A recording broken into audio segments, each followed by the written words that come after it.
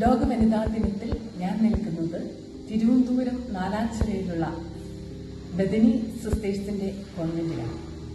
100 വർഷങ്ങൾക്ക് മുമ്പ് സ്ത്രീകളുടെ ഉന്നമനത്തിനു വേണ്ടി ആരംഭിച്ച ഒരു സന്യാസ സഭയാണ് sisters of imitation of Christ.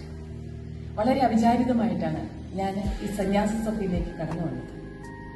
പ്രാർത്ഥനയുടെയും സഹോദര സ്നേഹത്തിന്റെയും ചൈതന്യം ഇവിടെ അലയടിക്കുന്നുണ്ട്. കൃത്യവും ആത്മാർത്ഥവുമായ സ്നേഹപരിചരണങ്ങൾക്ക് മുമ്പിൽ ഞാൻ വീർപ്പുമുട്ടി എന്ന് തന്നെ പറയാം. കാരണം മറ്റൊരു കോൺഗ്രിഗേഷനിലെ അംഗമായ ഞാൻ ഒരു ദിവസം ഇവരോടുകൂടെ ചെലവഴിച്ചപ്പോൾ ഇവരിൽ ഒരാളായി മാറി എന്ന് തന്നെ പറയാം. വളരെ ചുരുക്കം സമയമേ ഞാൻ ഇവരോട് കൂടി ഉണ്ടായിരുന്നുള്ളൂവെങ്കിലും ഇവർ സ്ത്രീകളുടെ ഉന്നമനത്തിന് വേണ്ടി ചെയ്യുന്ന കാര്യങ്ങളെപ്പറ്റി കേട്ടറിഞ്ഞു.